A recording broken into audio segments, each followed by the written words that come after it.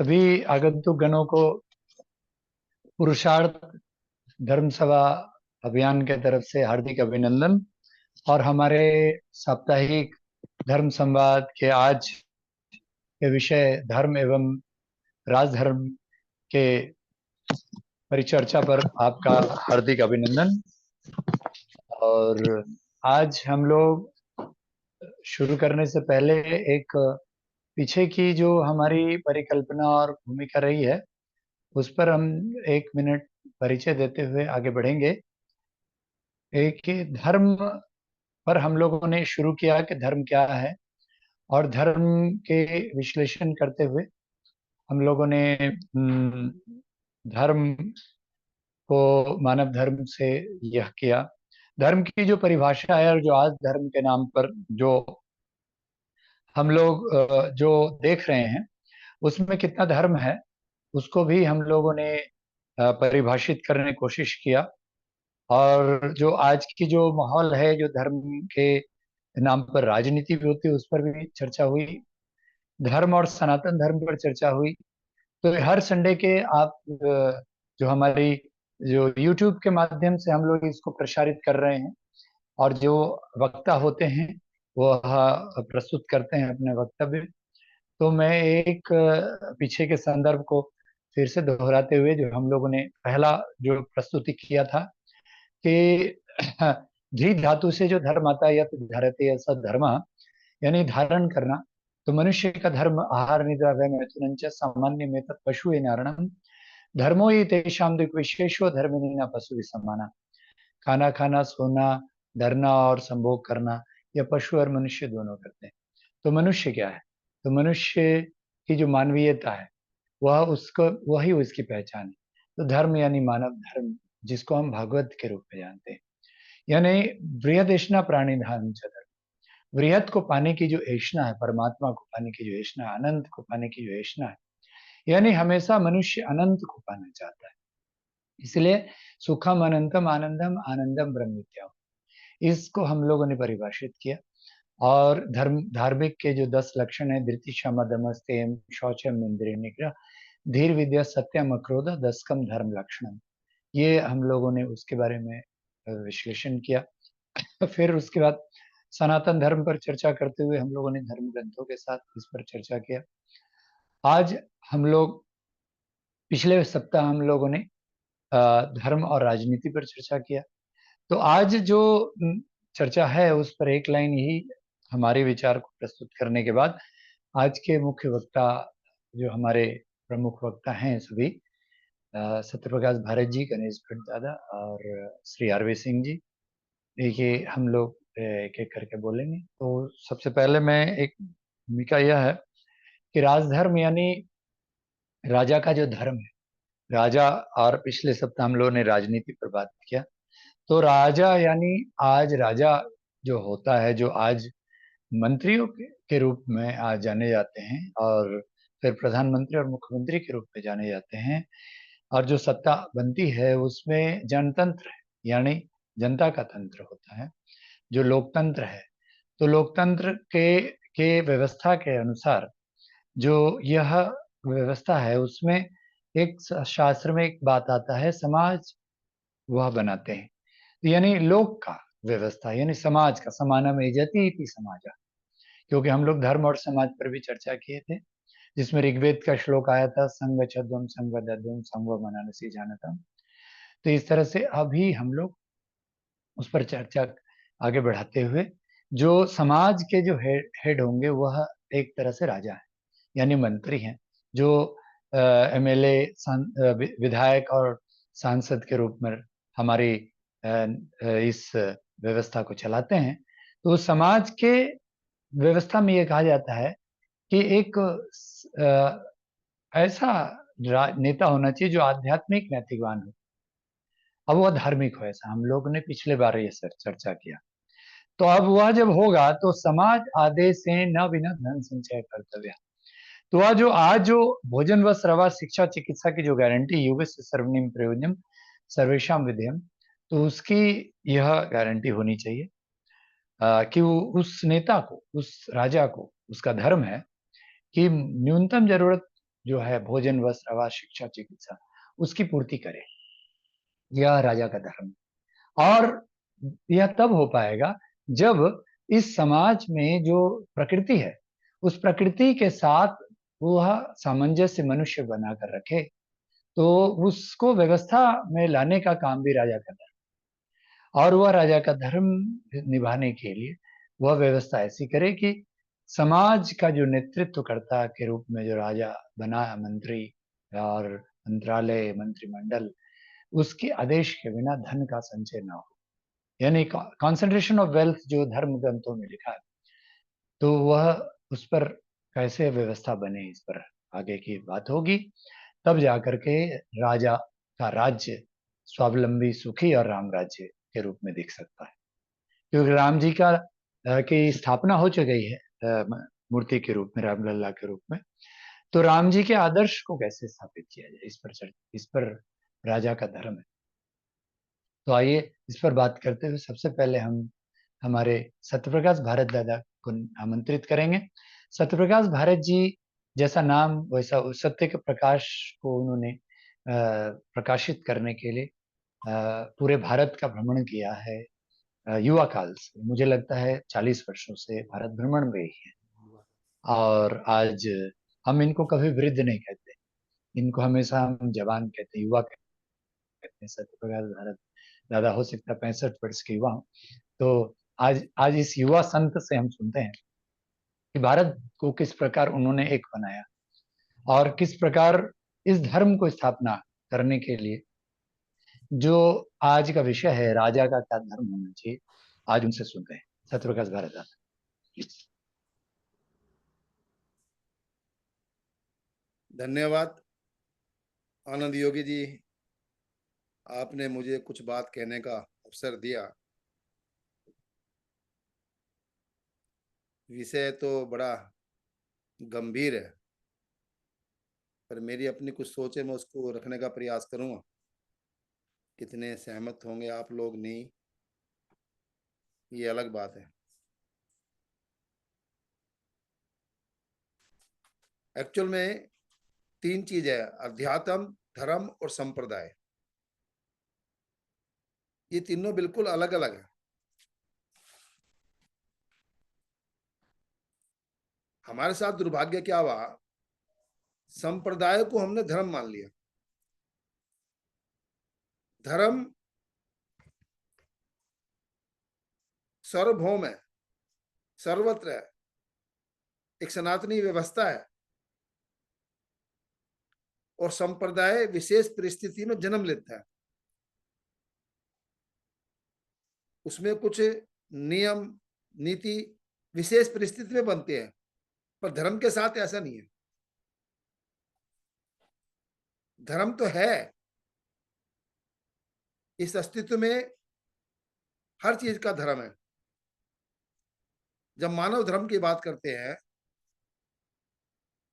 तो मानव का धर्म है सुख पूर्वक जीना, जिससे जिसको अलग ना किया जा सके। मानव को सुख से अलग नहीं किया जा सकता। हर मानव सुख की तलाश में है। अगर मानव दिन प्रतिदिन सुख की तरफ बढ़ रहा है तो समझ लो धर्म की तरफ बढ़ रहा है, और मानव तनाव और दुख की तरफ बढ़ रहा है तो समझ लो धर्म से अलग हट रहा है। तो धर्म एक व्यवस्था का नाम है, अस्तित्व में एक व्यवस्था है, कुदरती एक व्यवस्था है।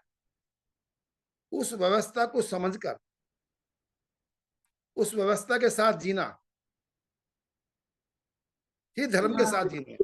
जिसने प्रकृति की व्यवस्था को समझा नहीं, वो जिएगा कैसे?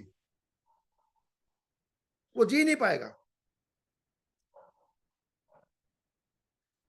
इस पूरी व्यवस्था में अनेक अस्तित्व है और उसमें सहअस्तित्व है। सहअस्तित्व में मोटे मोटे रूप में पदार्थ है, प्राण है, जीव है और ज्ञान है। ये 4 अवस्थाएं हैं। इनका अपना रूप, गुण, स्वभाव और धर्म है हर इकाई का।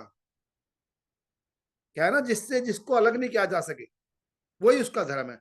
जैसे पशु पक्षी का जन्म है जीना, वो जीना चाहता है, पर मनुष्य सुखपूर्वक जीना चाहते हैं, वो खाली जीना नहीं चाहता। अब सुखपूर्वक कैसे जिएगा? जब वो प्रकृति की व्यवस्थाओं को समझेगा, उसमें संवर्धन करेगा, उसमें संरक्षण करेगा, उसका सदुपयोग करेगा, उसमें संतुलन बना के जिएगा, जब ही सुखपूर्वक जी सकता है। आज का मानव क्या कर रहा है? आज का मानव किसी के साथ भी संतुलन बना के, सामंजस्य बना के, संरक्षण करता हुआ, संवर्धन करता हुआ नहीं जी रहा, सदुपयोग करता हुआ नहीं जी रहा। आज मानव को मानव के साथ संबंध क्या, वो समझ में नहीं आ रहा। मानव का शेष प्रकृति के साथ संबंध क्या, वो समझ में नहीं आ रहा। तो जिएगा क्या? और सुखपूर्वक नहीं जिएगा तो फिर मानव धर्म पूरा नहीं हो रहा। ये हिंदू, मुस्लिम, सिख, ईसाई, ये एक विशेष परिस्थिति में, विशेष काल में ये संप्रदाय हैं। ये संप्रदाय सब बने तो इसलिए थे कि धर्म तक पहुंच सके इनके माध्यम से। पर दुर्भाग्य यह है कि इसमें से जो मूल धर्म को तो हटा दिया, और जो उस समय की परिस्थिति में जो कर्म कांड बने या जो परंपराएं बनी, उसको मुख्य ले लिया, भारी तत्व को तो ले लिया, और जो मूल तत्व था उसको हटा दिया।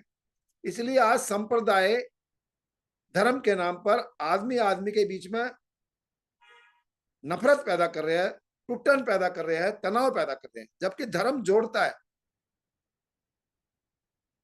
धर्म खुशहाली पैदा करता है, धर्म जीने की कला एक सिखाता है। जो धर्म को समझता है, उसका प्रकृति के साथ, उसका मानव के साथ संबंधों की पहचान करके वो जीना शुरू करता है। ये मुख्य अंतर है। अब गांधी जी ने, मैं कई बार कहता हूं कि बापू ने कह दिया कि सर्वधर्म समभाव, सर्वधर्म नहीं, सब संप्रदाय समभाव। धर्म तो पूरी मानव जाति का एक ही है। वो सुख के साथ जीना चाहता है, और सुख के साथ जब भी जी पाएगा जब इस प्रकृति की व्यवस्था को समझेगा। बस इतनी बात है धर्म के बारे में। अब रही बात राजधर्म की। राजधर्म एक राजा का, या एक जो भी व्यवस्थापक है, प्रधानमंत्री है, मंत्री है, राष्ट्रपति है, जो भी है, उसका धर्म क्या है, ये महत्वपूर्ण बात है। मैं ऐसा समझता हूं, ये जो चाहे राजा हो या फिर जो प्रधानमंत्री मंत्री हो, ये पिता तुल्य है। इनको ऐसी व्यवस्थाएं बनानी चाहिए जिसमें कि परिवार, समाज, व्यक्ति और पूरी प्रकृति खुशहाली के साथ संवर्धन हो सके, संरक्षण हो सके। मतलब इनको, राजधर्म का मतलब है कि ऐसी नीतियों का निर्माण करना, ऐसी व्यवस्थाओं का निर्माण करना जिसमें कि सबको न्याय मिले, सब खुशहाली के साथ जी सके, सबका संवर्धन, सबका संरक्षण हो।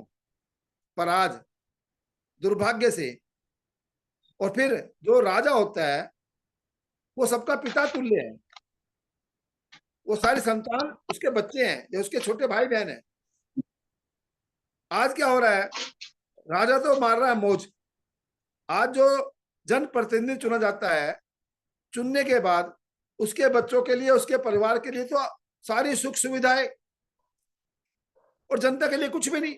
जो उनको चुन रहा है लोकतंत्र में, उसके पास कोई सुविधा नहीं, उसके पास कोई गारंटी नहीं, और जिनकी ताकत और जिनको चुन रहा है उसके पास आज साधनों का अंबार लगा है। तो ये राज्य धर्म का निर्वाह नहीं। राजा का कर्तव्य है कि हर आदमी को न्याय मिले, हर आदमी निर्भय होकर, भयमुक्त होकर जिए, हर आदमी को लगे कि मेरी राज्य के निर्माण में सहयोग है और राज्य मेरे विकास में सहयोग कर रहा है। जब ये भावना होगी, जब राज्य धर्म का पालन होता है।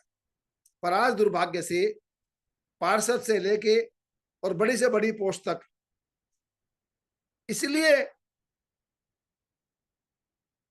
नीति बनाने में आते हैं या इसलिए आगे आते हैं कि हमको खूब भोगना है। तो ये जो आज मैं मानता हूं कि राज्य धर्म ना अपनाकर ये शैतान का धर्म अपना रहे, सब जाने अनजाने में शैतानियत की तरफ जा रहे हैं, जिसमें प्रकृति का असंतुलन बढ़ रहा है, जिसमें समाज पूरा बिखर रहा है, जिसमें परिवार पूरा टूट रहा है और व्यक्ति के जीवन में घुटन ही घुटन है ना। तो राजधर्म की बात जब आएगी, जब प्रतिनिधि या प्रधानमंत्री ये महसूस करे कि जो मुझे चाहिए, मेरे राज्य के हर व्यक्ति को वो आवश्यकता है, उसको वो चीज मिलनी चाहिए, ऐसी व्यवस्थाओं का निर्माण करे जिसमें कि हर कोई खुशहाल हो, हर कोई आगे बढ़े। आगे बढ़ने का मतलब भौतिक नहीं है केवल, मानसिक रूप से भी, विचारों में द्वंद्व नहीं हो, शरीर से स्वस्थ हो,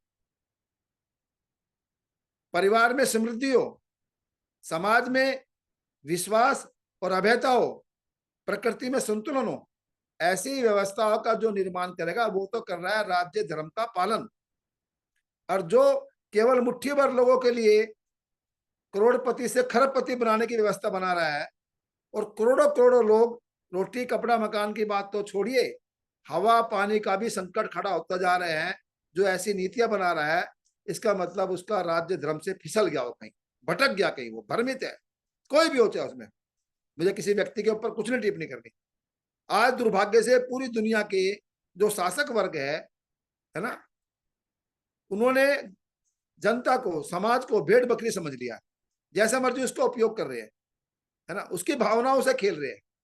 ये बड़ा दुर्भाग्यपूर्ण है। और ये जो वर्तमान विकास का मॉडल है, ये जो वर्तमान सपने दिखाए जा रहे हैं भोग अति भोग के, ये पूरी मानव जाति को और पूरी प्रकृति को एक गहरे संकट में डाल देंगे, ऐसा मुझे लगता है। इसलिए मेरी सबसे अपील है कि धर्म को समझो, राज्य धर्म को भी समझो, और समझ के ऐसी व्यवस्था का निर्माण करो जिसमें कि समाज भयमुक्त हो, समाज में आपस में विश्वास हो, परिवार में तनाव खत्म हो, व्यक्तिगत जीवन में उलझन नहीं हो, और प्रकृति के बीच में संतुलन हो। ऐसी व्यवस्था का हम निर्माण करें तो मुझे लग रहा है आज धरती बहुत सुंदर, ये दुनिया बहुत सुंदर बन सकती है, ऐसा मुझे लगता है। आगे कोई सवाल हो तो मैं जरूर उसका उत्तर दूंगा। मैंने संक्षेप में 10-15 मिनट मुझे कहा था बोलने के लिए, मैंने अपनी बात रख दी। धन्यवाद। अभिषेक जी, अब आप कुछ बोले सत्यप्रकाश भारत जी। धन्यवाद सत्यप्रकाश भारत जी। आपने बिल्कुल जो विषय के मूल है उसको छुआ है, और जो ये समस्या आज हमारे समाज में है, हमारे देश में है, जो राजधर्म है उसकी वजह से सबसे ज्यादा है। वो राजधर्म का पालन नहीं हो रहा है। वो राजधर्म सिर्फ राजा का धर्म नहीं है, और राजा का धर्म ये भी है कि वो हम उसकी जो प्रजा है, उसकी जो जनता है, उसको धर्म का पालन कराए, धर्म से जोड़े, और धर्म से जोड़े, और साथ ही साथ जो राजधर्म है उसका पालन करे। तो यहाँ पर राइट्स और ड्यूटी दोनों की बात हो रही है। हमारे संविधान में कुछ राइट्स और ड्यूटी दोनों के बारे में लिखा हुआ है, लेकिन बड़ा टूटा फूटा और कॉपी पेस्ट है। कहीं से कुछ उठा लिया, कहीं से कुछ उठा लिया, और कुछ नया करने के चक्कर में सब कुछ गड़बड़ कर दिया, और फिर जो हुआ भी उसका भी पालन नहीं हो। आज हमारे राजा कैसे बन रहे हैं, ये इसका एक मैं उदाहरण देता हूँ। देश में एमएलए कैसे चुने जा रहे हैं, एमपी कैसे चुने जा रहे हैं, मतलब ये हमारे राजा ही हैं। आज के ये राजा बोले जाएंगे। बहुत से तो ऐसे हैं जो 3-3 पीढ़ियों से, जिनके परिवार में पहले बाबा थे, फिर बाप हुए, फिर बेटा हुआ, ऐसा भी चल रहा है। तो ये जो राज परिवार है और ये जो राजा हैं, इनको धर्म का कितना पता है, और अगर पता भी है तो वो पालन करते हैं, ये दो अलग अलग विषय हैं। पहला ये है कि पता है लेकिन पालन नहीं करते।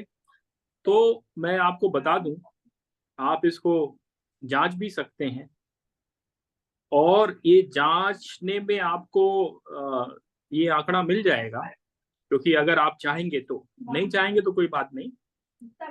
आज अपने देश के जो राजनेता हैं उनको धर्म और मजहब में ही, धर्म और संप्रदाय में ही अंतर नहीं पता है। ऐसे नेता 90% हैं, 90%। चाहे वो बीजेपी के हों फिर, या कांग्रेस के हों, या फिर कम्युनिस्ट के, तो उनकी कहने ही क्या, उनसे बात भी नहीं करना, क्योंकि वो बात नहीं करना चाहेंगे, उनको पता नहीं।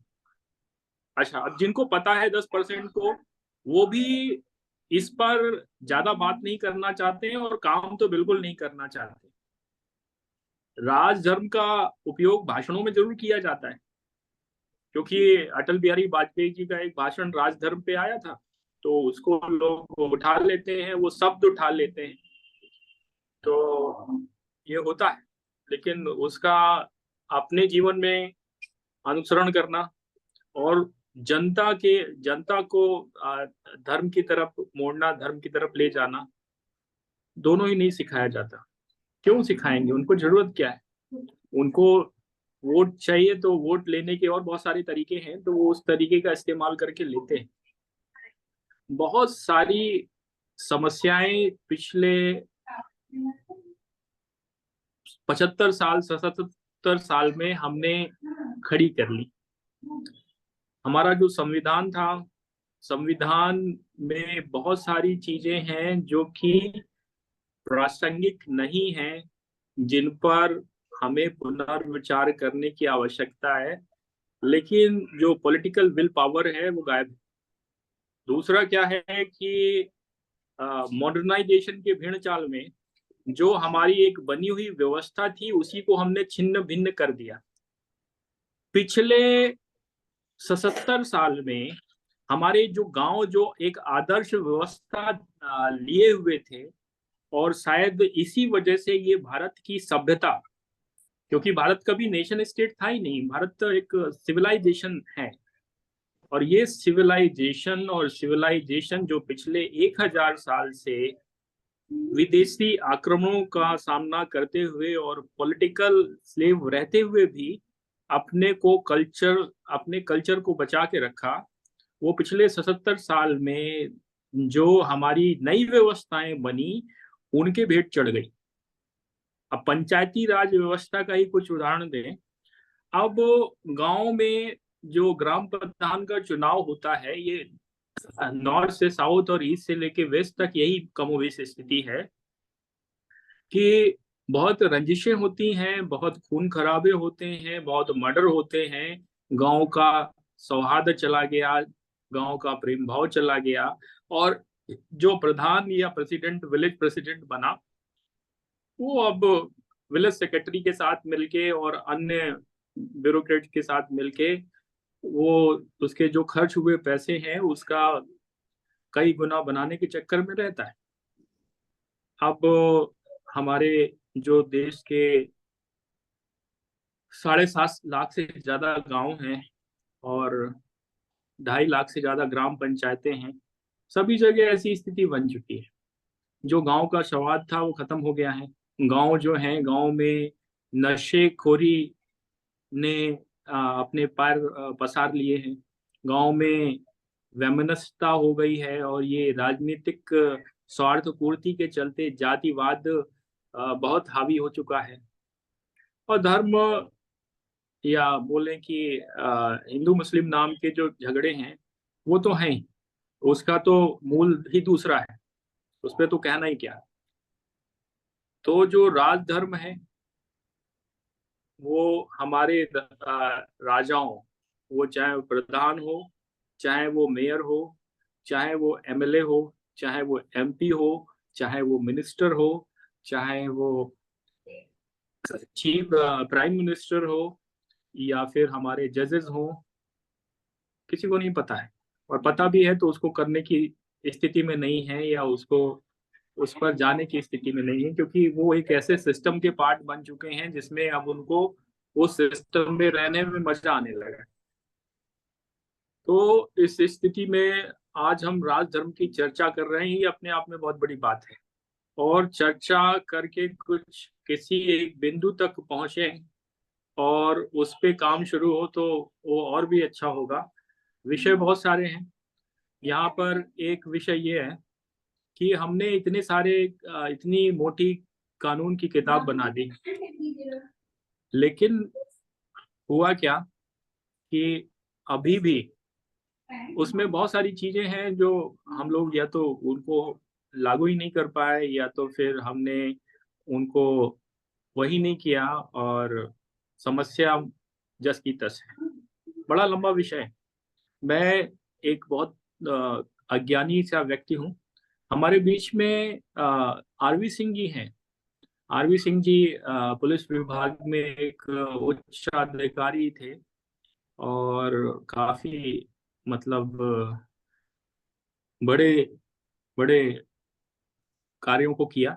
तो मैं आग्रह करूंगा आरवी सिंह जी से कि ये जो विषय है, और जो आपकी रामचरितमानस पे एक महाभारत है, उसको उसके संदर्भ में इस विषय को आप हम सभी को समझाने की कृपा करें, और आज की जो विषय और जो आज की सामाजिक परिवेश है उसको भी इसमें जोड़ा जाए। आरवी सिंह जी, आदरणीय आरवी सिंह। हाँ, धन्यवाद पंडित जी, धन्यवाद, थैंक यू। असल में मैं अभी भी मैं कोशिश बहुत देर से कर रहा हूँ कि अपना वीडियो शूट कर पाऊँ, लेकिन कर ही नहीं पाया, मुझे टेक्निकलिटी आती नहीं कोई है बात ज़्यादा। नहीं।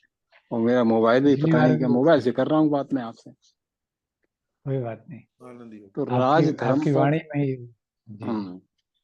मैं बहुत सूक्ष्म में बोलना चाहूंगा। और देखिए, आपने बहुत सब हमने सबने सुना है, बहुत अच्छी बहुत प्यारी सी बात है। अब जब हम फिलॉसफी को सोचते हैं और फिलॉसफी के इस दर्शन के आधार को जब हम अपने ही शास्त्रों को रखते हैं, तो उनमें सब कुछ है, बहुत कुछ है, लेकिन थोड़ा सा कुछ क्लिष्ट करके बताया है पर्दे में। पता नहीं लोगों ने सीधा सीधा क्यों नहीं बोला, खैर होगा कोई कारण इसका। लेकिन अगर हम वेस्टर्न फिलोसफर्स को सोचें और ज्यादा पुरानी बात न ले जाएं, बहुत रिसेंट में जाएं, अब ह्यूम से शुरू करें। उसका जो कंसेप्ट है लेवाइथन का, उसे कंसेप्ट कर सोचें, लॉक, जॉन लॉक पे आए, और उसके बाद में और लोगों की फिलोसफी का देखे तो बड़ा आनंद आता है। बड़ा लोगों ने वाकई उन्होंने सोचा है, विचार सही ईमानदारी से विचार किया है, इसीलिए वो शायद ये दुनिया में अपना शासन कर पाए। हम लोगों पे वही शासन कर गए क्योंकि वो बुद्धिमान लोग तो थे, हम कुछ अपने रूढ़ियों में अटके रहे। राजधर्म का हम अपने हिसाब से अगर आकलन करें तो साहब हम ज्यादा शास्त्रों को जानते ही नहीं है। हम तो ऐसा कोई क्लेम हमारा है ही नहीं कि हमने कहीं पढ़ा हो, ये ज्यादा अध्ययन करने की कोशिश की, लेकिन हम कॉम्प्रिहेंड कर नहीं पाए समझते हैं इसको। एज इट इज रट लें वो तो बात ठीक है, लेकिन रटने में और उसको मेरे को कुछ जमा नहीं। लेकिन इसका जो एसेंस है वो समझना चाहिए, तो वो हमें कुछ कहीं कंट्राडिक्टरी भी लगा, कहीं ऐसा लगा जो कॉम्प्रिहेंशन से हमारे बाहर निकल गया, समझ नहीं पाए।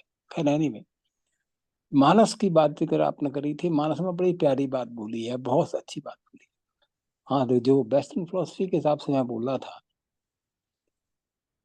कि साहब वो राजधर्म का जो असली आधार है उनके यहाँ, जो हर श्रृंखला में 20 श्रृंखलाएं इसकी हैं, 20 तरह की हैं।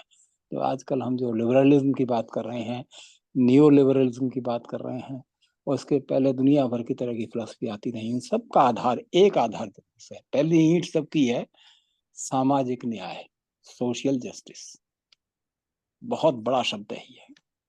और साहब इस सोशल जस्टिस को जरूर आधार मान के चलना चाहिए। हम तो ये समझ रहे हैं कि हमारे बच्चों को भी पढ़ाया जाए बचपन से, जो सीखते हैं लोग को अनुभव के आधार से सीखते हैं। हम लोगों ने जो इधर उधर देखा बचपन में, लोगों के जैसे व्यवहार करते हुए देखा, लोगों को काम करते हुए देखा, उसी से हमने सीखा कि समाज का डिसिप्लिन क्या होता है। तो बेसिक फिलोसफा प्रिंसिपल इसमें यह है कि हमारे पूरे समाज का, हम सब लोगों का एक अलिखित कॉन्ट्रैक्ट है। हम सब, पूरा समाज का पूरा समाज हमेशा से उस कॉन्ट्रैक्ट के अधीन बंधा आया है, पहले भी था और आज भी है। इसे सोशल कॉन्ट्रैक्ट है हमारा, ये फिलसफा है, बिल्कुल सही फिलसफा है।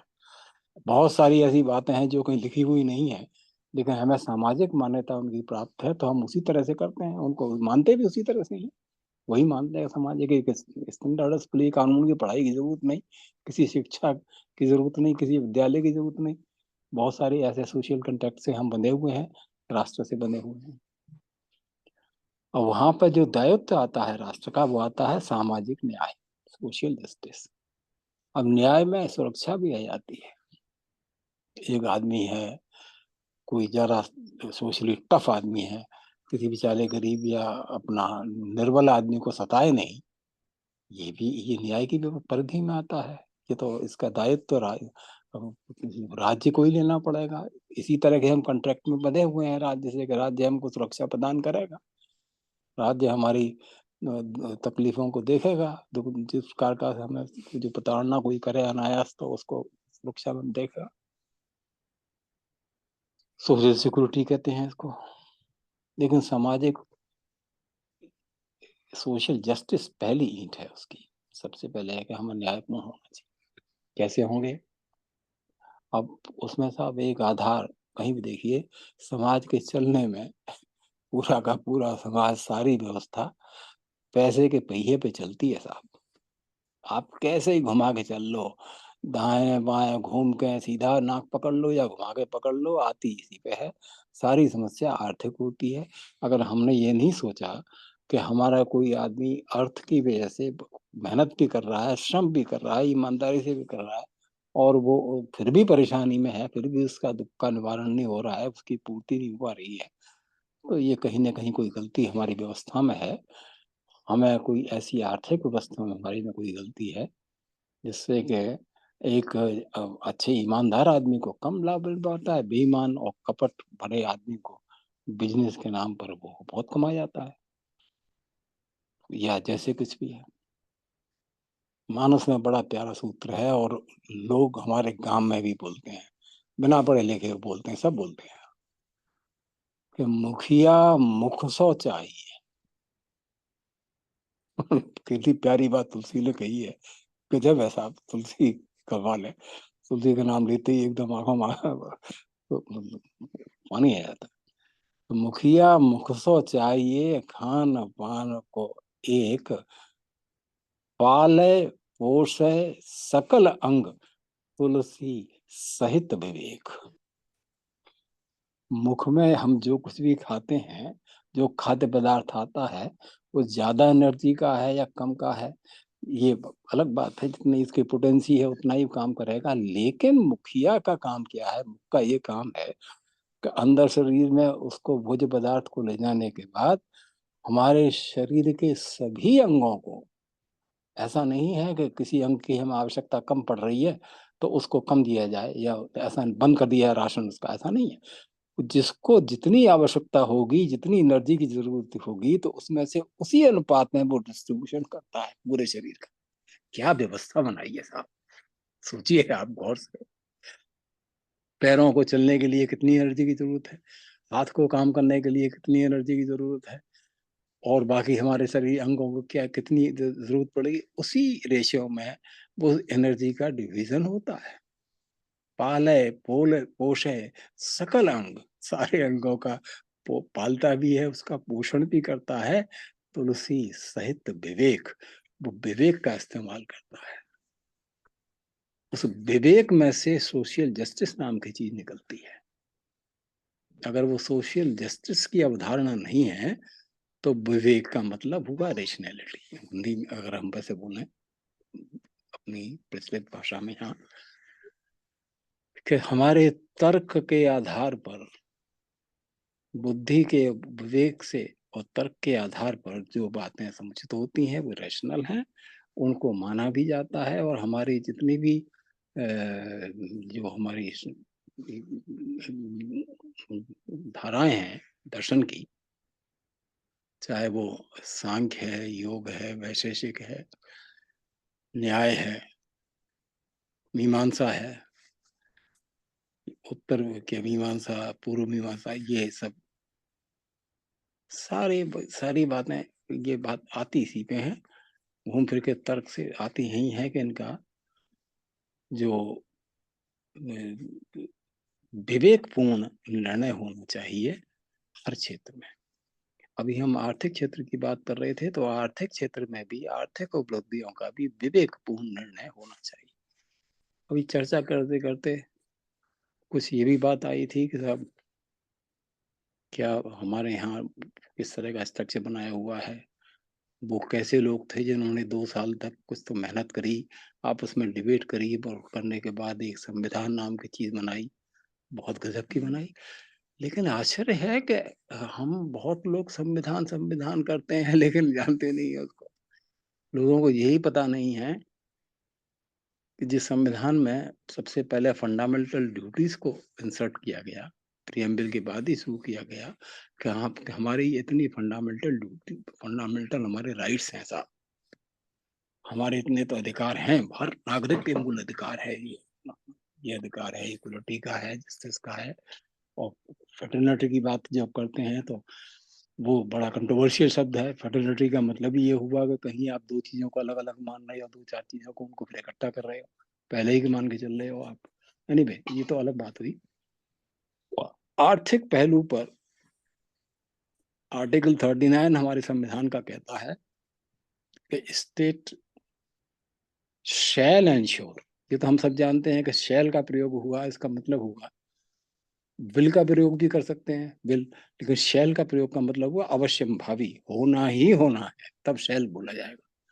तो state shall ensure that there shall be, आगे फिर से shall, no concentration of wealth to common detriment. कितनी प्यारी शब्दावली दी है उन्होंने। धन संग्रहित होता रहे एक ही जगह पर या कुछ चुनिंदा जगहों पर, तो ये तो ठीक नहीं है, इकट्ठा होता रहे, उसका यूज हो तो बात अलग है। तो पालय पोलय पोष है सकल अंग, तुलसी सहित विवेक, जिसके जिस पार्ट को, शरीर के जिस अंग को जितनी एनर्जी की आवश्यकता है उतना उसको कंजम्पशन के लिए दिया जाए, स्टोर करने के लिए नहीं कि स्टोर करें, ऐसा नहीं, कंसंट्रेशन ऑफ वेल्थ नहीं, स्टोर नहीं, उसका जितनी आवश्यकता है उतना किया जाए। और फिर वेल्थ है तो वेल्थ को रोटेशन में होना चाहिए। पैसा तो तभी है ना जब रोटेशन में है। अगर पैसे को मटके में बंद करके जमीन में रख दिया तो पैसा है नहीं, वो तो खत्म हो गया, वो तो उसका कोई यूटिलिटी नहीं है। वो तो जब जिसकी हमारे पूरे स्ट्रक्चर में, जब प्रवाह में कोई इस चीज की यूटिलिटी है ही नहीं, तो वो तो बेकार हो गया। बैंक में अगर आपने पैसे जमा किया, आपने जो किसी 10-50 लाख जमा कर रखा है, वो बैंक उसको यूज कर रही है, वो रोटेशन में जा रहा है धन, तो वो पैसा है। अगर उसी को आप इकट्ठा करके कहीं अलमारी में बंद कर रख लो तो आपने गिरफ्तार कर लिया उसको, ये तो गलत बात हो गई। अगर कोई भोज्य पदार्थ आपको मुंह में खाया, अच्छा कोई विटामिन लिया, अच्छी दवाई दी, और मालूम पड़ा कि एक विशेष अंक में आके इकट्ठा हो गया, बाकी तो नहीं, तो वो तो बेकार हो गया। और उसका तो प्रॉपर सर्कुलेशन होना चाहिए, पूरे ब्लड में जाना चाहिए, और सब जगह सर्कुलेट होकर हर एक अंग को पोषित करना चाहिए उसको। राज धर्म सर्वस इतना ही, राजधर्म की बात आई थी, शायद पिछली बार भी हमें ये मौका मिला था ये बोलने का।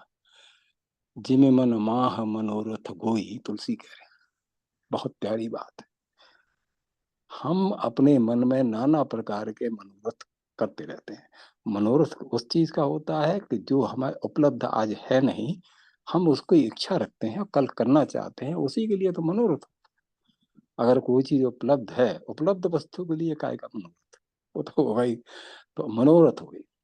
मन में जिस प्रकार से हम एक प्रकार का एक संकल्प रखते हैं कि हमें ये उपलब्धि करनी है, करें प्रोग्रेस प्रोग्रेस प्रोग्रेस, तो कहाँ की प्रोग्रेस, हम किस तरह की शक्ल बनानी है, वो अवधारणा मन में एकदम स्थिर रहनी चाहिए, उसी ओर प्रगति करनी चाहिए। और एक अचीवमेंट हो गया, उसके बाद दूसरा मनोरथ आ जाएगा, फिर तीसरा आ जाएगा, ऐसा आता ही रहेगा, लेकिन वो रहना चाहिए। ऐसा it is a perpetual process है ये, इसको रखना ही चाहिए to the betterment of the society. ये एक राजधर्म है। धारा से हट के मैं एक बात कहना चाहता हूँ, यहाँ विद्वान लोग बैठे हैं, सभी सोचें, गौर करें।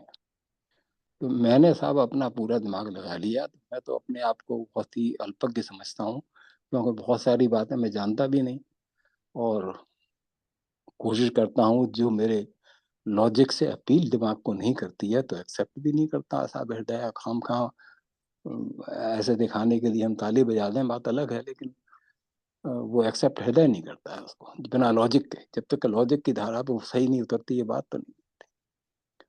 तो हमने साहब अपने जीवन काल में पिछले में लगभग समझिए लंबा 80 साल हो गए, 80 साल लगभग मैंने देखा तो बहुत सारी बातें आप सुना करते थे कि साहब ये सिद्धि होती है, अणमा महमा लगमा गणमा, और ये है हनुमान चालीसा पढ़ते थे तो कहते हैं वो इतनी सिद्धियां हैं हनुमान जी को प्राप्त हैं, ऐसा होता है।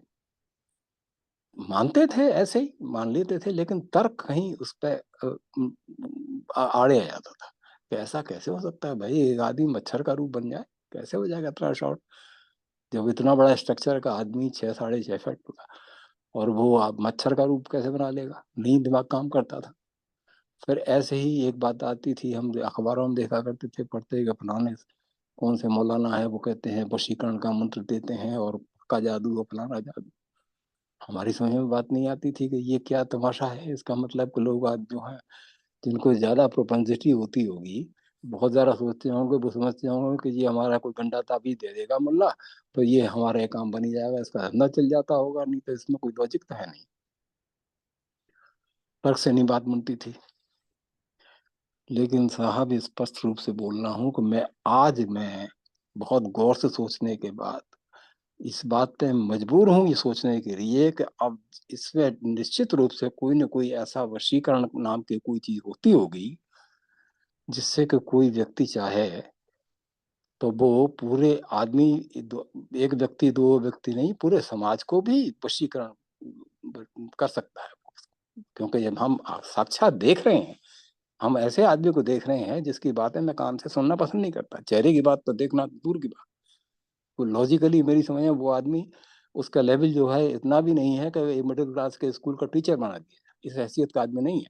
और ऐसे हैसियत के आदमी, इस आदमी की बातों को, और बातें भी उसकी ऐसी जो कि बहुत ही घटिया किस्म की बातें हैं, बहुत थर्ड ग्रेड की बातें हैं, जिसमें मेच्योरिटी नाम की कोई बात है ही नहीं कहीं से कहीं तक, और उसको लाखों लोग और मंत्र मुग्ध होकर सुने, ये कैसे संभावित होता है, मैं तो इसको आश्चर्य मान रहा हूँ। इन सब बातों को सुनने के बाद किसी को बुरा लगे तो मैं उससे क्षमा मांगूंगा। मैंने अपनी अल्पज्ञता बयान करी है, इसमें सच्चाई की बात कही है। अब किसी को बुरा लगेगा भैया तो मुझे क्षमा कर देना, लेकिन एक बात है जरूर कि कहीं न कहीं किसी न किसी को उस पर विचार करना जरूर चाहिए कि कोई न कोई किसी तरह का कोई काला जादू है जरूर, ठीक है, इतने लोग सम्मोहित हो जाएं और एक मूर्ख व्यक्ति के लिए। या तो उसमें कोई वाकई कोई ऐसी इंटेलेक्चुअल बात हो जिसमें इंटेलेक्चुअल नाम की कोई चीज ही नहीं है साहब, बिल्कुल भी नहीं, कहीं से कहीं तक नहीं है। तो आप 5वीं क्लास का परीक्षा नहीं दिला सकते, पास नहीं करेगा, ये तो होपलेसली थर्ड क्लास में, लेकिन इतना कैसे हो गया। तो धर्म और राजधर्म की कल्पना करना ऐसे व्यक्ति से, ये तो साहब ये तो बात समझ में नहीं आ रही है मेरे में, कहीं मैं कंप्रीहेंड करने में फेल हो गया, क्योंकि जिसने देश को ही फेल कर दिया, पूरी व्यवस्था फेल हो गई, और झूठ का इतना बड़ा प्रसार, उफ। खैर क्षमा करिए। अब मैं समझता हूँ मैं अपनी वाणी को विराम देता हूँ, और आप संभालें साहब, कोई अगले सज्जन हो कुछ बोलें, मैं बोलने के लिए ज़्यादा सक्षम नहीं हूँ, क्षमा करता हूँ। धन्यवाद जी आपको।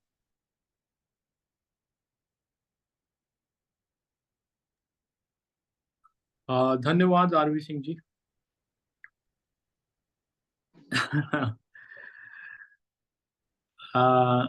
विषय काफी गूढ़ और गंभीर है। मैं आग्रह करूंगा गणेश भट्ट जी से कि इस विषय को और अगर व्यापकता से आप हमें बता सकते हैं, और जो आपके अनुभव है, जो आप इसको आ, समझ है आपकी, उसको हम सब भी जानना चाहेंगे। गणेश भट्ट, आदरणीय गणेश भट्ट। नमस्कार सभी को, नमस्कार। धर्म और राजधर्म, धर्म का परिभाषा तो हमने आज की शुरुआत में सुन ली है। ये मनुष्य का धर्म है बृहदेषण प्रणिधानं च धर्म, बृहत को पाना। मगर आज क्या हो गया है, रिलीजन या संप्रदाय को हमने धर्म मान लिया है। अगर मानव का धर्म ये है तो राजधर्म क्या है, ये राजा का धर्म क्या होता है? उसके पहले हम ये सोचना जरूरी है कि ये राजा का कंसेप्ट कब आया है। जब हजारों साल पहले एक नागरिकता नहीं थी, एक समाज घटित नहीं हुआ था, जिसको हम प्राउड फिलॉसफी में शूद्र समाज कहते हैं, जहां कोई लॉ एंड ऑर्डर नहीं था। तब ऐसा था कि लोगों को एक सशक्त, एक स्ट्रांग मैन की जरूरत थी। वो उन्हें दो तरह से बचाए। एक उनका जो वीकनेस है, जो अबल है, जो शक्तिहीन है, उनकी रक्षणा दे, उनकी रक्षणा कर। और जो स्ट्रांग है, उनका जो शोषण था, जो आम आदमी के ऊपर वो लोग जो अन्याय करते थे, उससे भी उन्हें रक्षणा दे। तो इस विचार से लोग एक लीडर को, एक राजा को, जिसको तब तो राजा नहीं बोलते थे, बाद में ये वो शब्द का उपयोग आया, मगर पहले उसको एक मानते थे कि ये अपना लीडर है।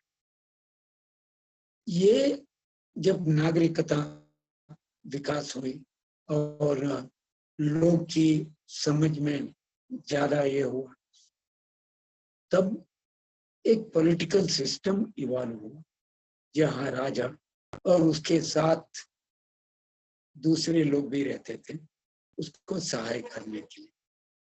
तो राजा से क्या अपेक्षा थी, इसका तो हम बहुत से शास्त्रों में, पुरानी किताबों में और विचारधाराओं में पढ़ सकते हैं। और कहीं भी देखिए तो हर जगह ये कहा जाता है कि राजा का, वहां भी बोलते हैं ये राजधर्म।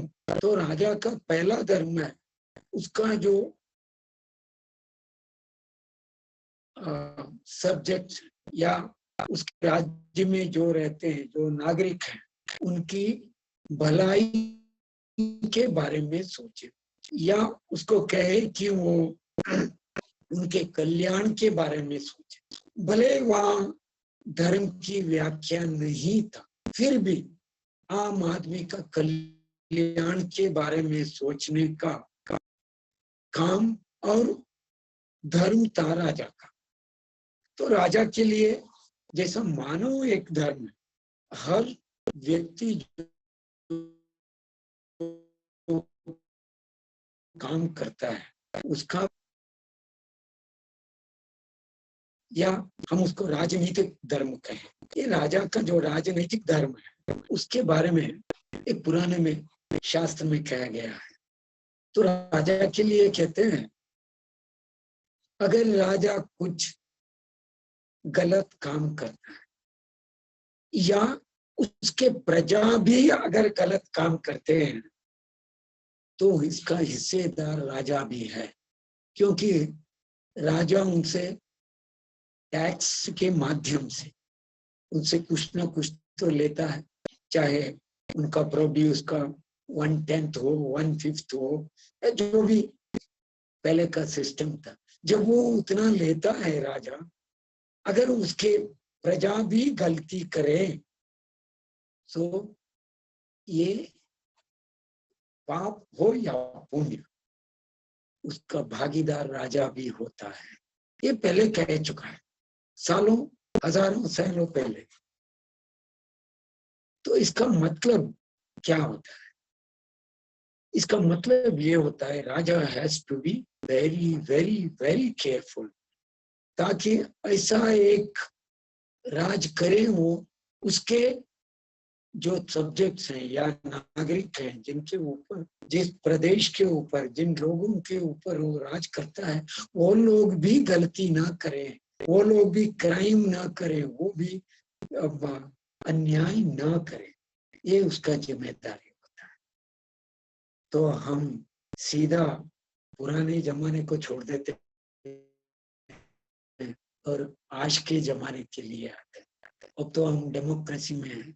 कहा जाता है कि democracy is the best system evolved by human beings।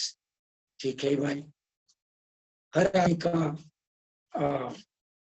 बात करने के लिए या उसका अभिप्राय को दाखिल करने के लिए यहाँ एक मौका मिलता है। मगर डेमोक्रेसी में आज राजा कौन है? डेमोक्रेसी के राजा हैं अपने प्रतिनिधि, चाहे किसी स्तर का भी हो, जो किसी स्तर का भी हो, एमएलए हो सकता है, मिनिस्टर हो सकता है, एमपी हो सकता है, प्राइम मिनिस्टर भी हो सकता है, या छोटे स्तर पर पंचायत का प्रतिनिधि भी। ये तो उस क्षेत्र का राजा है। जैसे पुराने जमाने में राजा के नीचे बहुत लोग मांडलिक रहते थे या छोटे मोटे राजा रहते थे। तो ये सब होते हुए आज के जो नए राजा हैं, अपने प्रतिनिधि जिसको कहते, क्या ये लोग अपने राज्य धर्म निभा रहे हैं क्या? ये लोग, बहुत दुख से कहना पड़ता है कि ये लोग जो अपने प्रतिनिधि हैं, ये राज धर्म सीखने से पहले या उसका पालन करने से पहले सिर्फ ये सोचते हैं अपने चुनाव कैसे जीते, वही उनका राज धर्म बन गया। ये लोग भूल रहे हैं जो पुरानी जो बहुत दो कहावत, एक राजा प्रत्यक्ष देवता। लोग मानते हैं अपने राजा दैवांश संभूत है, उसमें दैवी गुण है और वो ही अपनी सब समस्याओं का हल कर सकता है। ये लोग सोचते हैं, क्यों? इसलिए कहा गया राजा प्रत्यक्ष देवता। और दूसरी बात है, एक कहावत है, यथा राजा तथा प्रजा। तो राजा कैसा बिहेव करता है, राजा का बर्ताव कैसा रहता है, राजा जो सोचता है उसके नागरिक या उसके राज्य में जो रहते हैं वो लोग भी वही सोचते हैं, उसी तरीके से सोचते हैं। तो आज का हालत देखिए, जो अपने प्रतिनिधि है उनका एकमात्र उद्देश्य होता है चुनाव में जीतना। जीत के क्या करते हैं? उसे तो बोलते हैं जनसेवा, मगर हर आदमी आज जानता है, आम आदमी जो हम बिल्कुल अनपढ़ कहते हैं या देहाती कहते हैं, वो लोग भी जानते हैं कि चुनाव में जीतने का एक ही मकसद है, पैसे बनाना। सत्य में हमेशा के लिए जब तक हो सके उतने दिनों तक वही हिकायत बन के रहना। आज हम देख रहे हैं इसी के लिए जो जनसेवा के नाम से पक्ष बदलते हैं, अपने ईमानदारी बदलते हैं, सब कुछ एक ही मात्र उद्देश्य कि हम सत्य में टिके रहे ताकि हम ज्यादा से ज्यादा पैसे बना सके। ऐसे जब परिवेश समाज में आ जाता है, जो जिनको राजा मानते हैं या अपना प्रतिनिधि मानते हैं, आम आदमी भी वही सोचता है, अपना जीवन का सबसे बड़ा मकसद है पैसे कमाने का। बस मैं पैसे कमाते रहूं, पैसे बनाते रहूं और अपना बैंक बैलेंस बढ़ाते रहूं या अपना संपत्ति बढ़ाते रहूं, वही सोचते रहता है। यथा राजा तथा प्रजा। जब अब देखिए अपने जो जनप्रतिनिधि है उनका बर्ताव कैसे रहता है, जात पात को लेकर, और अपने लोगों को जो पैसा देने वाला है इलेक्शन के लिए, उनके लिए अलग ट्रीटमेंट, जो अपना वोट देने वाला है उसके लिए अलग ट्रीटमेंट, अपने जात वालों को, अपने रिश्तेदारों को, सबका अलग ट्रीटमेंट। तो ये सब देख देख के लोग सोचते हैं, जब यही उनका आदर्श बन जाता है, क्योंकि राजा का आदर्श तो वही है। ये जितना भी इनका गुणगान करते रहे आज का, ये तो उदाहरण के साथ सारे दिन चाहिए उसके लिए, तो यही रोक देते हैं। अब हमारे सामने रहे कैसे बदले ये समाज, कैसे बदली अपना राजाओं की सोच, उनका राजधर्म वो पालन करें, उनके ऊपर दबाव कैसे डाले। इसका दो तरह से हो सकता है। एक है एक क्रांति। क्रांति का मतलब ये नहीं कि ये जहाँ रक्तपात हो, जहाँ बस लड़ाई होते रहे, किसी का पांव काटे, किसी का सर काटे, ये क्रांति नहीं है। क्रांति है जो विचारधारा में पूरा बदलाव है, जो हम आज सोच रहे हैं कि हमारा जीवन का मकसद, जीने का मकसद सिर्फ संपत्ति कमाना है, बाकी सब हम भूल गए हैं, इसको बदलना है। सिर्फ मानव का इतना ही नहीं है, संपत्ति चाहिए, आमदनी चाहिए, काम करने चाहिए, ये सब कुछ ठीक है, मगर इससे आगे भी मानव का अस्तित्व का उद्देश्य है, उसका इंटेलेक्चुअल डेवलपमेंट चाहिए, सबसे ज्यादा उसका स्पिरिचुअल डेवलपमेंट होनी चाहिए। स्पिरिचुअलिटी क्या है? क्या किसी ने पूजा पाठ किया, ये तो स्पिरिचुअलिटी है। स्पिरिचुअलिटी ये सिंपल मीनिंग है विकास। किसकी ओर विकास, किस तरफ विकास? विकास अनंतता की ओर। ये तो मानव जीवन का लक्ष्य है। एक मानव इम्परफेक्शन से परफेक्शन की तरफ जो मानव की चलन है, जो मानव जाति की मूवमेंट है, वो स्पिरिचुअलिटी की तरफ है। वही स्पिरिचुअलिटी है जहां हम है, वहां से हम विकास होते जाए, ताकि एक ना एक दिन खुद अनंत में हम विलीन हो जाए, हम खुद अनंत बन जाए।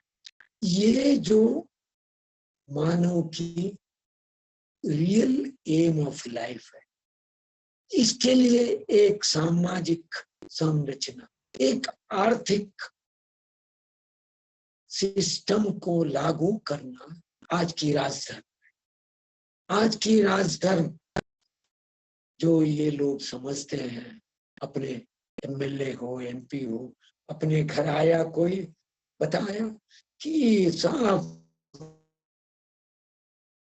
मुझे ये तकलीफ है, ले लो, कुछ पैसे फेंक दिया और खुश, अरे अपने राजा मुझे इतना पैसा दिया, अपने जात पात वाले को नौकरी दिला दी, किसी को बिजनेस में लगाने के लिए लोन दिला दी। इसी को समझते हैं राजा ने अपने ऊपर बहुत बड़ा उपकार किया। ये ऐसा सिस्टम, ये राजधर्म, हमें ऐसा एक सिस्टम चाहिए, एक जो सामाजिक आर्थिक व्यवस्था जिसमें हर व्यक्ति की 5 फंडामेंटल आवश्यकता है। पहले इसको बोल चुके हैं, आहार, वस्त्र, आवास, शिक्षण और चिकित्सा। ये सब हर व्यक्ति की अधिकार है। ऐसा नहीं कि आज जो दे रहे हैं बहुत से राज्यों में कि वो गवर्नमेंट डोल, गवर्नमेंट दान दे रही है, गवर्नमेंट की कृपा पे ये लोग जी रहे, यानी गवर्नमेंट के सामने हाथ जोड़ के इसको लेना पड़ता है। ये अपना अधिकार जब बनता है, जब ऐसा व्यवस्था रहे जहां हम जो काम करना चाहता है, आदमी बोले मैं काम करना चाहता हूं, मुझे काम दीजिए, रोजगार दीजिए, वो रोजगार के जो कमाई आती है, वो कमाई से ये सब पांचों मूल तकों ऐसी एक व्यवस्था लागू करना एक जनप्रतिनिधि यानी नए राजा जिसको हम कहे, उसका राजधर्म है। वो व्यवस्था को ठीक से बनाए रखे। वो व्यवस्था कैसे काम करेगी? वो कोऑपरेटिव प्रिंसिपल पे काम करेगी। उनकी होगी वहां ब्लॉक लेवल प्लानिंग होगी, वहां होगी एक डिस्ट्रीब्यूशन सिस्टम होगी, वो 100% एम्प्लॉयमेंट होगी। ये सब कैसे मालूम होगा? ये जब स्टडी करेगा, ये सब अपने जनप्रतिनिधि इसके बारे में जानेगा, स्टडी करेगा कि 100% एम्प्लॉयमेंट इज पॉसिबल, जैसा आपने पहले के वक्त आप बोल चुके हैं। ऐसा व्यवस्था का हम निर्माण न करें, ऐसा व्यवस्था को हम तोड़ दे जहां सिर्फ 1% लोगों के पास देश की 50% के ऊपर संपत्ति इकट्ठा होते रहे। ऐसा व्यवस्था को बढ़ावा देने वाला जो भी जनप्रतिनिधि है, वो राजधर्म का पालन नहीं कर रहा। जो रिलीजन के ऊपर लोगों का भावनाओं को भड़काते हुए समाज को तोड़ रहा है, वो राजधर्म के खिलाफ जा रहा है। ऐसे लोगों को कैसे समझाए? पहले जो बोल चुका मैंने शुरुआत में बोला कि ये बदलाव आ सकता है क्रांति से। क्रांति कैसे आएगी? लोगों को एजुकेट करें, नया एक सिस्टम के बारे में उनको बताए, नया व्यवस्था की कल्पना को उन्हें दे जो उनकी अपना कल्पना बन जाए। तब क्या होगा?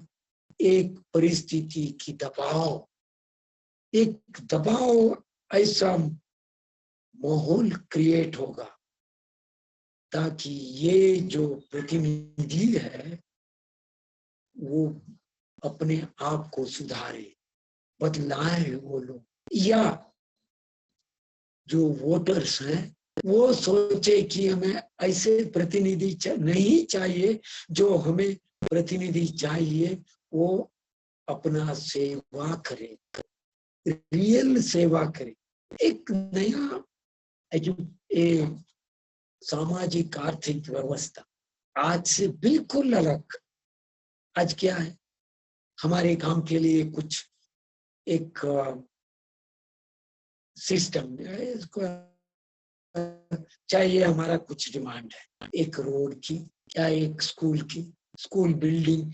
हम क्या करते हैं? हम गांव के लोग एक एप्लीकेशन लिख के अपने ये जो नया राजा है उसके सामने खड़े होते हैं, हम इतने यहाँ ऐसे गांव से इतने लोग आए हैं, हमारे लिए ये है। अच्छा, प्रतिनिधि बोलते ये बार के बजट में मैं मंत्री जी से या मुख्यमंत्री जी से कहूंगा कि वो इतने फंड अलॉट करे। अरे भाई, टैक्स अपना दे रहे हैं हम, क्या ये तुम्हारी जिम्मेदारी नहीं बनती कि हर गांव में रास्ता रहे, अच्छा रोड रहे, एक स्कूल के लिए अच्छा बिल्डिंग रहे? तुम्हारी जिम्मेदारी है, हमें क्यों मांगना है तुम से कि वो तुम ये कर? तो उसको इसका ज्ञान दिलाना है, याद कराना है, ये तुम्हारी जिम्मेदारी है। अगर गवर्नमेंट में पैसा नहीं है, कहीं से भी लोन ले लो, एक सहकारी व्यवस्था बना लो, लोगों को मोटिवेट करो ताकि वो लोग दान दे या लोन दे, जो भी तुम्हारी जिम्मेदारी है प्रतिनिधियों के, नया सिस्टम के राजाओं के, तुम्हारा जिम्मेदारी है कि तुम ये सब पूरा करोगे। इसी के लिए एजुकेशन चाहिए। किसको? मतदाता को, वोटर्स को एजुकेशन चाहिए। जब वोटर एजुकेटेड रहेंगे तो एक परिस्थिति की दबाव क्रिएट हो सकता है, ताकि इलेक्शन में खड़े होने के लिए लोग डरेंगे। आज पैसे की बल से, पैसे की या जात पात के बल से या गुंडागिरी से लोग इलेक्शन में खड़े होते हैं, उसके भरोसे पे खड़े होके जीत भी जाते। तो ऐसा परिस्थिति की दबाव बना दे ताकि लोग इलेक्शन में खड़े होने के लिए ऐसे फालतू चीजों के, गलत चीजों के भरोसे पर खड़े होने से डरे वो लोग। अरे भाई, इन लोगों से मतदार प्रभावित नहीं होंगे, अपने मतदार अभी जागृत हो चुके हैं, तो इनके लिए क्या है, हम जो रियल सेवा करने के मनोभाव से इलेक्शन लड़ना चाहता है, जो जात पात के ऊपर उठा हुआ है, जो पैसे के बल के ऊपर इलेक्शन में लड़ना नहीं चाहता है, तो ऐसे लोग धैर्य से इलेक्शन में, चुनाव में खड़े हों। लोग ऐसे लोगों को अधिकार देंगे या उनको चुनाएंगे। तो इसके लिए क्या है, एक हो गया मतदाताओं का या मतदार के लिए एजुकेशन, कि उनको कैसे सिस्टम चाहिए, ये सिस्टम कैसे हो सकता है। दूसरी बात, अपना एजुकेशन सिस्टम को बदलना चाहिए। अभी अपना एजुकेशन सिस्टम क्या है? It is feeding the information. हर आदमी को हम इंजीनियर, डॉक्टर, सब कुछ बनाना चाहते हैं, टेक्नीशियन, साइंटिस्ट। अरे भाई, सबसे पहले उसको मानव बना दो, उसको एक मॉरलिस्ट बना दो। आज नैतिकता के बारे में, मोरालिटी के बारे में अपने एजुकेशन सिस्टम में जगह कहाँ है? हम उसको पढ़ाते हैं, एक लैंग्वेज, 2 लैंग्वेज, 3 लैंग्वेज सीखो, 5 लैंग्वेज सीखो। अरे भाई, साइंस पढ़ो, आर्ट्स पढ़ो, डांस सीखो, सब कुछ सीखो, मगर मानव बनाने का, एक अच्छा मनुष्य बनाने का, एक नीतिवान बनने का शिक्षण कहाँ दे रहे हैं हम? तो हमें ऐसा एक आइडियोलॉजी का, ऐसा एक शिक्षण पद्धति का प्रचार करना चाहिए। लोगों के मन में इसकी आवश्यकता को पहले बोलना चाहिए, और ऐसा एक सिस्टम के बारे में बताना चाहिए कि लोग ऐसा एक सिस्टम को अपनाए, अपना स्कूल में इसको इम्प्लीमेंट करें। क्या ऐसा एजुकेशन सिस्टम है क्या आज? हम जो आज देखते हैं, जितने भी आजकल के एजुकेशन सिस्टम है, सब एक ही अलग अलग नाम से करते हैं। सिलेबस, कभी स्टेट सिलेबस, कभी नेशनल सिलेबस, कभी इंटरनेशनल सिलेबस, या इनका मोड़ के ऊपर ये मॉन्टी का, ये कुछ अलग अलग मोंट मैरी हो या कोई भी सिस्टम नाम से बताते हैं, मगर सब एक ही है, feeding the mind with information. भरो भरो भरो। हम ये भूल जाते हैं कि एजुकेशन का मीनिंग क्या है। पहले अंतरंग जी ने बताया, सा विद्या या विमुक्ति। एजुकेशन का मीनिंग भी क्या है? To lead out. अपने अंदर, अपने मन के अंदर सब कुछ ज्ञान भरा हुआ है हर आदमी में, वो ज्ञान को बाहर लाने की कोशिश करो। That is the purpose of education. तो इसी को लेके एजुकेशन सिस्टम है अभी, उसका नाम है न्यू ह्यूमैनिस्टिक एजुकेशन। नव्य मानवतावादी शिक्षण विधान, इसको हम पॉपुलर कराएं ताकि लोग नीतिवान बने, नैतिकवादी बने। जब वो नैतिकवादी होता है तभी तो दुनिया बदलेगी। राजधर्म पालन करेगा। राज्य धर्म के बारे में इतने बड़े किताबें, आजकल के बहुत इंटेलेक्चुअल्स भी लिखे हैं। पुराने राजा यानी हजारों सालों से पहले से हम देखते हैं राजधर्म के बारे में। महाभारत से लेकर हर किताबों में राजधर्म लिखा है। हम राम राज्य के बारे में आजकल बहुत सुनते हैं, मगर लोग लॉजिकली सोचे कि राम राज्य, अगर एक सिंपल मीनिंग से जाएं कि राम राज्य क्या मतलब होता है हर आदमी के कल्याण, तब ठीक है। अगर राम राज्य ये जो रामायण से जुड़ा हुआ है तो हमें सोचना पड़ेगा, जो आदमी अपने बीवी को दूर भगा देता है किसी के एकमात्र कहानी से या कहावत से, तो इसके बारे में लॉजिकली बहुत सोचना पड़ेगा। हमें इसके ऊपर बहस करने का जरूरत नहीं है। हमारा तो राजधर्म प्राउड की मतलब से इतना सिंपल है। He should be a character, a unique character, जिसके अंदर जो भगवत गीता में कह चुका है, चतुर्वर्ण मया सृष्टि, शूद्र क्षत्रिय विप्र वैश्य, ये जात पात नहीं है। ये एक मनोभाव है। शूद्र का मनोभाव है जो नेचर के लिए नतमस्तक, नेचर के सामने नतमस्तक हो जाता है। क्षत्रिय जो है उसको जीतना चाहता है, समाज को आगे बढ़ाना चाहता है, अपने क्षत्रिय तेज से, यानी अपना धैर्य और साहस से प्रकृति को जीतना चाहता है। विप्र अपना इंटेलिजेंस से जीतना चाहता है। वैश्य अपना संपत्ति से जीतना चाहता है, संपत्ति से जीना, संपत्ति को लेकर आगे बढ़ना चाहता है। हर चीज का, हर सोच का अपने आप का स्थान है। ये ऐसा नहीं कि कोई श्रेष्ठ है कोई कनिष्ठ है, मगर इसका संतुलन अगर एक आदमी के मन में न रहा, अगर संतुलन से वो जी नहीं पा रहा, वो किसी में एक गुण को लेके उसी को बढ़ावा देगा। एक ऐसा लीडरशिप कंसेप्ट, जो लीडर बनना चाहता है, ये चारों गुण उसमें निर्दिष्ट रूप में, संतुलित रूप में उसके मन में हो।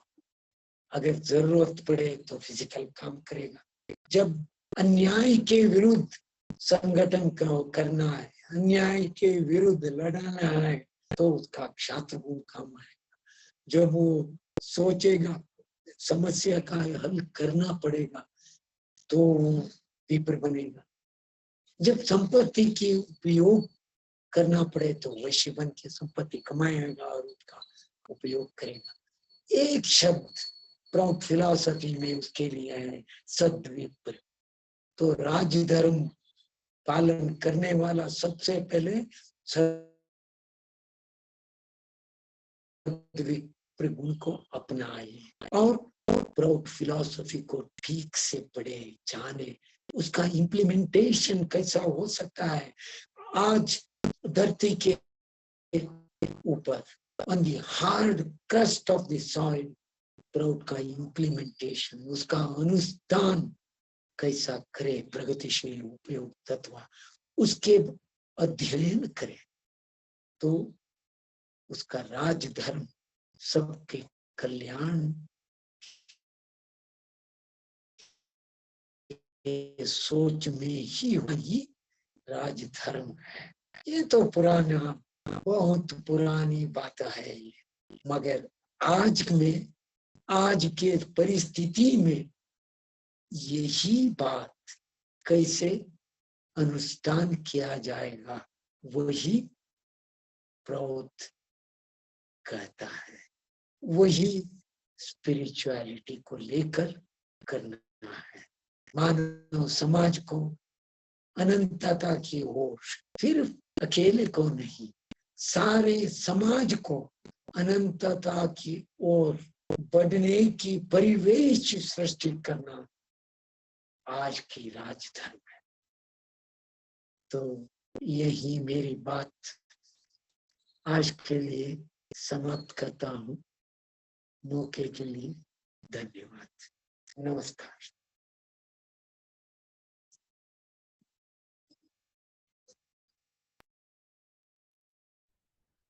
धन्यवाद गणेश जी, आपने बहुत ही विस्तार पूर्वक और बहुत ही गूढ़ता से पूरे विषय पर प्रकाश डाला और प्राउड के बारे में बताया।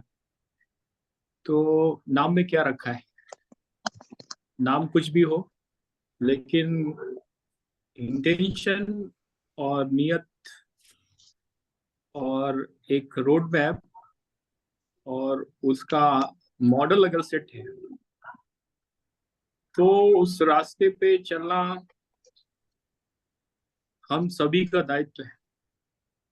मॉडल सेट होने का मतलब ये है कि जो बात कही जा रही है क्या वाकई उस पर कोई एक प्रोटोटाइप बना है, और अगर वो है जिसको लोग देख सकें। जैसे एक उदाहरण ये है कि अगर अन्ना हजारे की बात करते हैं तो अन्ना हजारे कहते हैं कि हमारा गांव देखो आकर। वो एक प्रोटोटाइप है कि भाई रूरल डेवलपमेंट का अगर कोई प्रोटोटाइप देखना चाहता है तो अन्ना हजारे का गांव देखे। तो प्रोटोटाइप हमें बनाना पड़ेगा, वो किसी भी नाम से बनाया जाए, नाम महत्वपूर्ण नहीं है, वो जो काम होगा वो महत्वपूर्ण होगा, वो जो व्यवस्था होगी वो महत्वपूर्ण होगी, और लोग उससे उसका अनुसरण करके फिर उसमें जुड़ेंगे और बहुत तेजी से जुड़ेंगे, क्योंकि यही लोगों का स्वभाव होता है, यही समाज का स्वभाव होता है। हमारे साथ और भी वक्ता हैं, ये प्राउड सरकार से मैं आग्रह करूंगा, क्योंकि अभी हमारे मुझे पास लग रहा है कि गणेश जी ने जो क्या है उसको थोड़ा संक्षेप में आप रखेंगे तो थोड़ा अच्छा रहेगा। क्या सार निकल के आया उसमें से? गणेश जी ने जो बात रखी, मतलब सार क्या निकल के आया, 1-2 मिनट में अगर उसको रख पाएंगे तो थोड़ा सा अच्छा रहेगा। मेरे पास और भी कुछ लोग बैठे हैं बाद में सुन रहे हैं सब।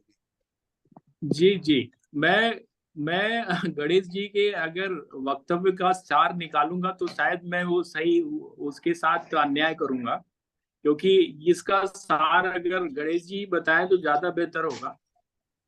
मैं आग्रह करूंगा गणेश जी, जो अभी आपने बोला उसको अगर उसको संक्षेप में 1 मिनट में एक समराइज मैनर में बताना है तो उसको बताने की कृपा करें, क्योंकि वो भी लोग सुनना चाहेंगे कि क्या क्या है और क्या करना है। गणेश जी, आदरणीय गणेश जी।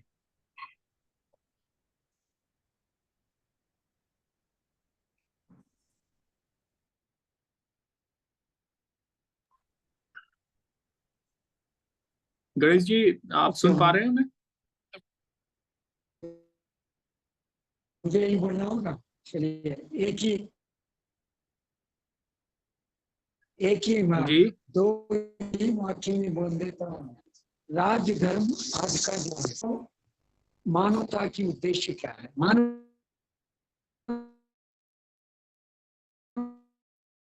की जब सृष्टि जो हुई है, उद्देश्य है कि मानव विकास होते होते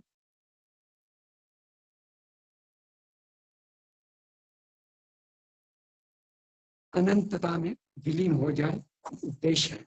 ये मानव धर्म भी है, ये समाज धर्म भी है। इस व्यवस्था चाहिए। गणेश गणेश गणेश दादा, आप वीडियो ऑफ करके बोलिए, आवाज उनका नेटवर्क नहीं। मैं उनकी बात का सार बताने दादा, आप वीडियो ऑन कर ऑफ करके बोलिए। वीडियो ऑफ करके बोलिए, आपकी नेटवर्क ऊपर नीचे हो रही। हाँ बोलिए। अच्छा, तो हो गया था जो जो हाँ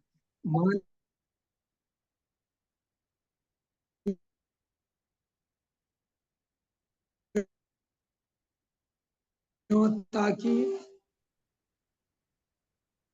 धर्म को पालन करने के लिए जो चलना है, इसके आर्थिक और आनंद योगी जी आप बता जो दो नहीं भी तो। हाँ ऐसा है, आपकी आप नेटवर्क थोड़ी खराब आ रही है, मैं ब्रीफ कर देता हूँ। हाँ हाँ, एक बार आप ऐसा है कि गणेश भट्ट जी ने जो प्रस्तुत किया, वह उन्होंने एक जो इतिहास बताते हुए सामूहिक रूप से उन्होंने शुरू अभी भी किया, नेटवर्क जिसमें कि शायद हाँ मैं बोल देता हूँ दादा, आपकी हाँ ब्रीफिंग कर देता हूँ। तो उन्होंने जो इस व्यवस्था को बताने की कोशिश किया, वो व्यवस्था उन्होंने इतिहास के साथ बताया कि मनुष्य का में राजा कैसे आया।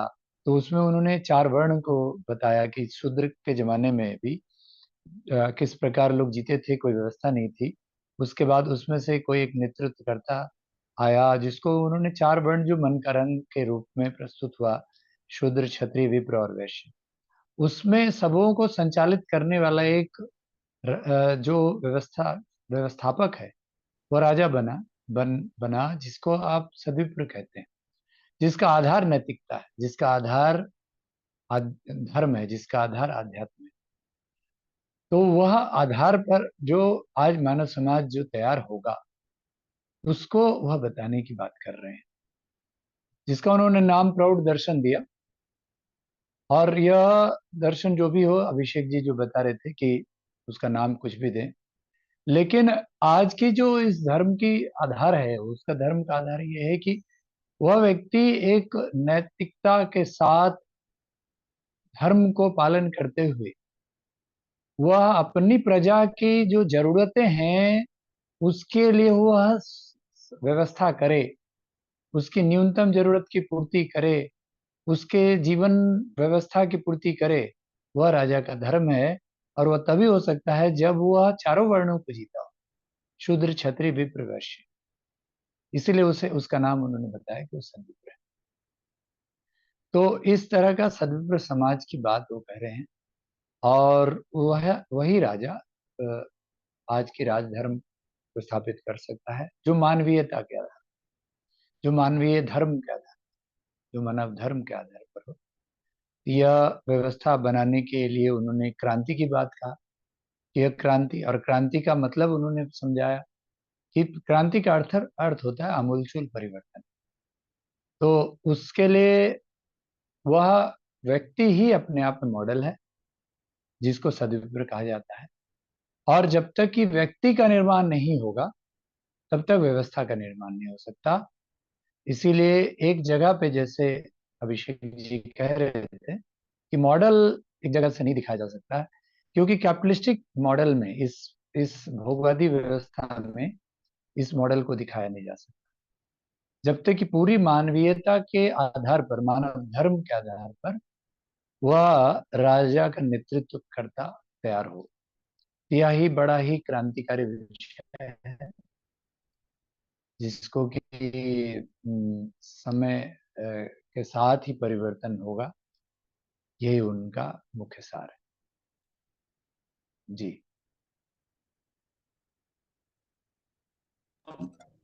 अभिषेक जी, मैं जी फिर आगे हमारे प्राउड सरकार यानी कैसर जी को आप बुला रहे थे।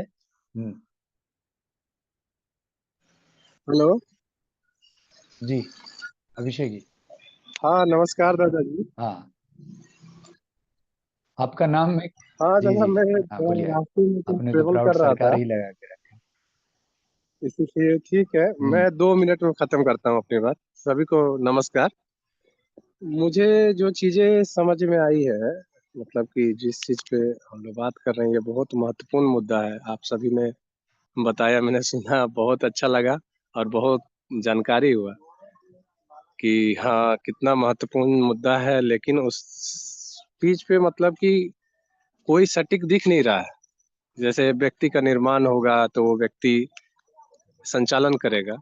तो सबसे महत्वपूर्ण है कि राजधर्म जो एक वर्ड में डिफाइन किया जा सकता है, रक्षा की मेन काम है। जो व्यक्ति होगा वहां पर बैठा हुआ, राजा होगा या शासक होगा, वो रक्षा करेगा, हर चीज की रक्षा करेगा।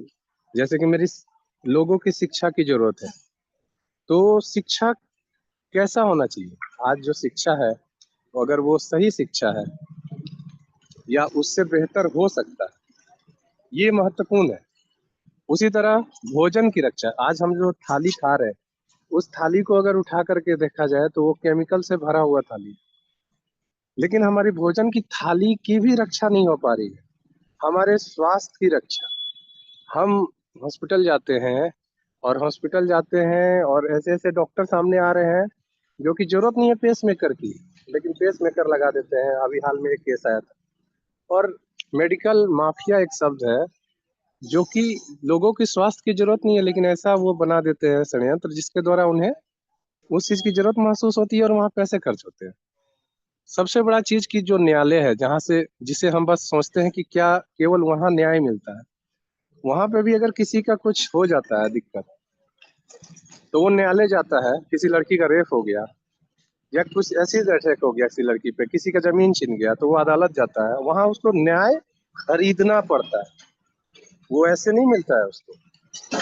वहां पर उसे न्याय खरीदना पड़ रहा है। तो जब उसको न्याय खरीदना पड़ रहा है, उसके बाद भी उसको न्याय मिल नहीं रहा, वो बहुत समय तक संघर्ष कर रहा है, ये 10 साल। और वो चीज जो उसके साथ घटित हुआ, वो एक बार नहीं, 2 बार नहीं, कितने बार उस चीज का सामना कर रही है, फिर भी न्याय नहीं मिल रहा है। और जिसने उसके साथ अन्याय किया, किसी लड़की पे एसिड फेंका या किसी पे भी, उसको 3 साल की सजा होकर के, 2 साल की सजा होकर के अपनी लाइफ बहुत अच्छी से काट रहा है। तो हर क्षेत्र में रक्षा की जरूरत है, स्वास्थ्य में, भोजन में, जितने भी क्षेत्र हैं। लेकिन आज जो दिख रहा है दशा, मुझे नहीं दिख रहा है कि एक रक्षा, एक लड़का है उसके रोजगार की रक्षा होनी चाहिए थी, लेकिन नहीं रक्षा है। उसे छोड़ छोड़ दिया जा रहा है। उसके मतलब रोजगार की कोई गारंटी नहीं है, उसके स्वास्थ्य की कोई गारंटी नहीं है, उसके शिक्षा की कोई गारंटी नहीं है, जीवन की जो जरूरतें हैं, जिससे जीवन व्यक्ति जीता है, उसकी कोई गारंटी नहीं। तो राजा जो होगा वो हर चीज की रक्षा करेगा, शासक जो होगा हर चीज की रक्षा होगा। और हम इसीलिए तो चाहते हैं कि राम राज्य आए। राम जब राज्य आएगा तो वहाँ पशु भी सुरक्षित रहेंगे, पक्षी भी सुरक्षित रहेंगे, मनुष्य भी सुरक्षित रहेगा, प्रकृति भी सुरक्षित रहेगा, जंगल भी, सबकी रक्षा होगी। इसीलिए तो हम राम राज्य की कल्पना कर रहे हैं। गांधी ने जी ने भी कल्पना किया, और हर किसी ने कल्पना किया कि एक ऐसा समय आएगा जहाँ पे हर किसी के की रक्षा होगी। एक मनुष्य को जितनी जरूरतें हैं उसकी सारी मतलब जो भी चीजें हैं उसके लिए सारी चीजों की रक्षा होगी। आज मनुष्य, हम सोचते हैं मानव समाज बनाएंगे, लेकिन मानव समाज से भी ऊपर है नव मानवतावाद, जिसमें कि सब कोई आ जाता है। तो उसमें हर किसी की रक्षा होगी तभी तो, नहीं तो फिर एक ऐसा समाज जहाँ सभी के हर किसी भी चीज की रक्षा नहीं हो रही, हम सोच रहे हैं कि वो सबसे असभ्य समाज है। और एक ऐसा समाज जिसमें हर किसी के हर चीज की रक्षा हो रही है। एक मनुष्य के जितनी जरूरतें हैं, जितनी चीजें हैं जो उसे चाहिए, एक पशु को जितनी चीजें चाहिए, एक प्रकृति को जितनी चाहिए, उसका शोषण नहीं हो रहा है, तो वो सबसे श्रेष्ठ समाज होगा। लेकिन इन दोनों के बीच में, जहाँ पे किसी भी चीज की रक्षा नहीं रही है और जहाँ पर सब कुछ की रक्षा हो रही है, उसके बीच में आज का समाज है, जहाँ पे कुछ चीजों की रक्षा हो पा रही है और कुछ चीजों की रक्षा नहीं हो पा रही है। तो अगर ऐसा हो पाए तो ये मानव समाज के लिए बहुत सर्वश्रेष्ठ समय होगा, जहाँ पे, और मानव समाज के साथ साथ सभी जीवों के लिए, और सभी जीव मानव समाज यही चाहते हैं कि वो सर्वश्रेष्ठ समय आए, वो राम राज आए। और जिसे प्राहुत हम बोलते हैं, वो रामराज की जितनी चीजें हैं, जितनी अच्छी चीजें हैं, सब है उसमें। और अगर उससे भी बेहतर कुछ चीजें हो सकता है तो उसमें प्राउत में ये जगह दिया गया है प्रोग्रेसिव यूज करके, कि हम लोग एक प्रोग्रेसिव लोग हैं, अगर उससे बेहतर हो सकता है तो उस क्षेत्र में और बेहतर हम करें। तो बस मैं यही बोल करके रुकना चाहूंगा। सभी को मेरा नमस्कार।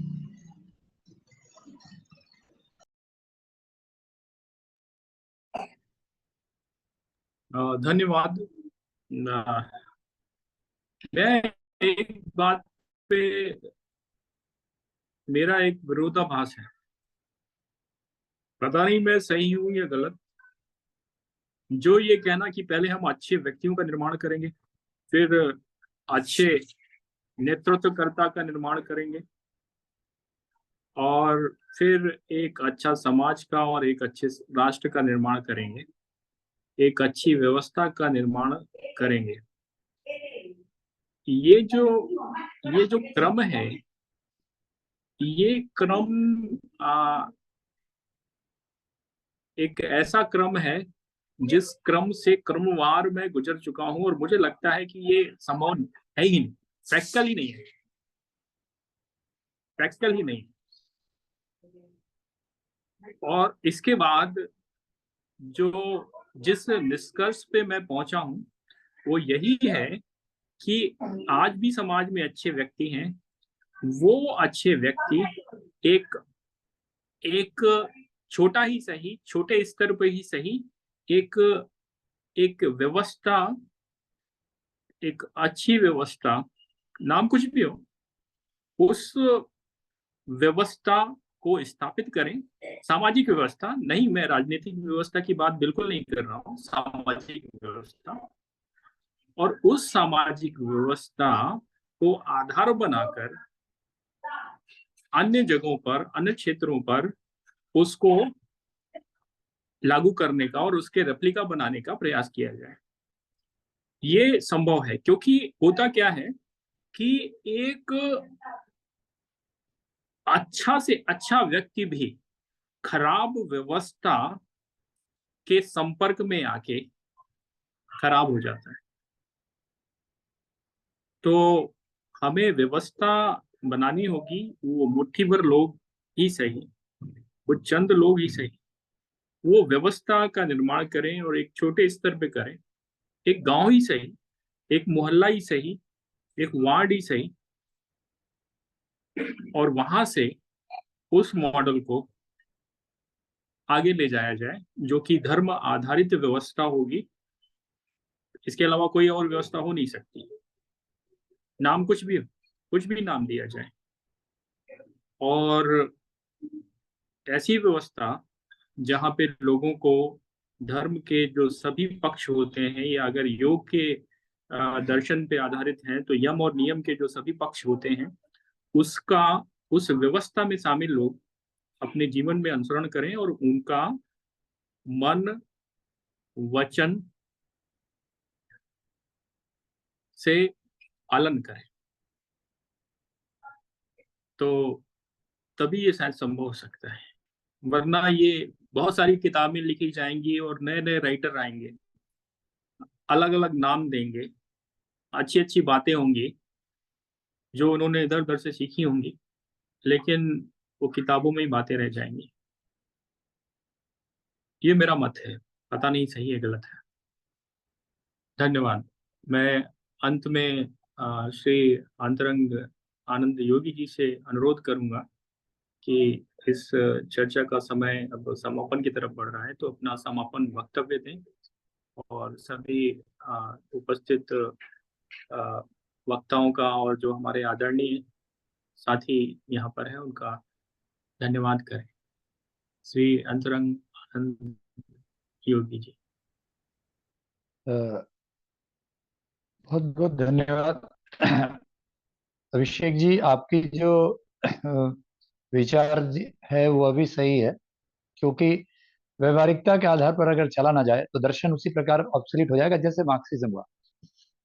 तो इसी प्रकार वो फिर भी वह अपनी मृत शरीर को ढोता दुनिया में लोगों का शोषण करता हुआ दिखता रहेगा।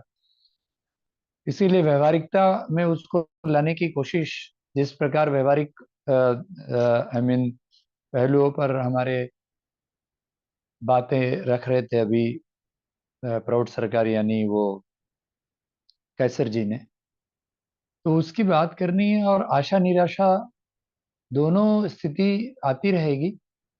जैसे आरवी सिंह जी ने बहुत अच्छा रामायण के उन्होंने वक्तव्यों को प्रस्तुत करते हुए उन्होंने आज की इस व्यवस्था को धर्म को समझाने की कोशिश किया, संविधान के आधार पर भी समझाने की बात कहा। तो इसमें और फिर उसका जो सत्यप्रकाश भारत जी अभी यहाँ पर नहीं है और उनके साथ काफी लोग बैठे हुए थे जो सुन रहे थे, जो उन्होंने जो मध्यस्थ दर्शन जीवन विद्या के आधार पर जो मानव जीवन को समझाते हुए जो बात कहा और आज की जो व्यवस्था है उसको भी अगर इम्प्लीमेंट करने की बात है तो अभिषेक जी जो कह रहे हैं उसको तो प्रस्तुतिकरण के लिए कहीं ना कहीं से शुरुआत करनी होगी और उसको शुरुआत करने के बाद मनुष्य उसको देखकर समझ पाए। आज पूरी दुनिया में जैसे रामलला के नाम पर अगर स्थापना हुई है और वृंदावन में कृष्ण के नाम पर आप कृष्ण का दर्शन करके अगर आप कृष्ण को समझाने की बात करेंगे तब हो सकता है मनुष्य जल्दी समझेगा, क्योंकि अभी मनुष्य को राम समझाना है तो रामलला चाहिए, मनुष्य को अगर कृष्ण समझाना है तो भगवान कृष्ण का वो प्रतिमा चाहिए। अभी मनुष्य की स्थिति ऐसी है क्योंकि मनुष्य अभी भी पशु से मनुष्य, जो मुंशी प्रेमचंद जी की जो नाटिका है पशु से मनुष्य, उसका हम लोगों ने हजारों मंचन किया और उस पर हम लोगों ने एक रूपांतरण आगे बढ़ाया, पशु से मनुष्य से देवता।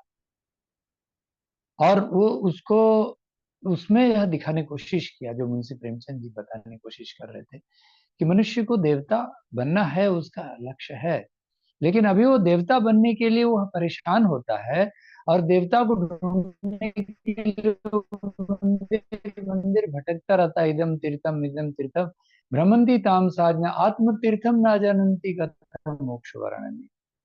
जो यह सत्यप्रकाश भारत जी जो बता रहे थे या प्राउड के जितने भी हमारे साधक हैं वो बता रहे हैं, और हम लोग भी अपने इस पुरुषार्थ अभियान के जो दौरान हम धर्म को जो धर्म संवाद के माध्यम से जो बताने की बात कर रहे हैं वह दर्शन की बात तो हम लोग कर रहे हैं, लेकिन वह व्यक्ति के अंदर में वो चार पुरुषार्थ धर्म अर्थ काम मोक्ष आधार धर्म के आधार पर यह व्यवस्था बन सके, इसके लिए हम लोगों को एकजुट होकर के वह कार्य करने की आवश्यकता है, जिसमें गणेश भट्ट जी ने भी कोऑपरेटिव पर बात किया।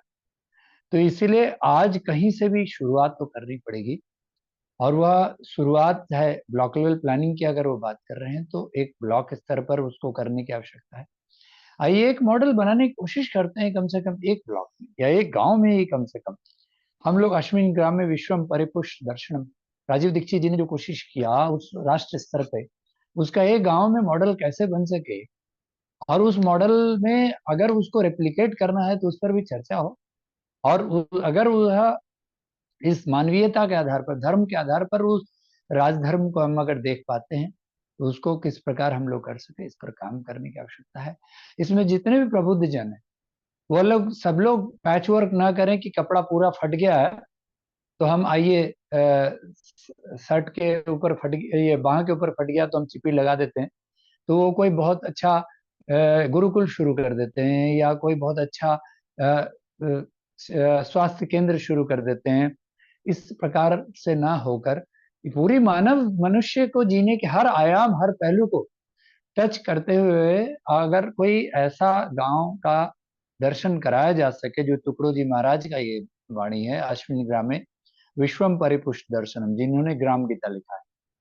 तो इस तरह से हम लोग आइए प्राउड भी शायद उसी तरह की बात कर रहे हैं और सत्यप्रकाश भारत जी ने जो जीवन विद्या मध्य दर्शन का बात किया वह भी यही बात कर रहा है।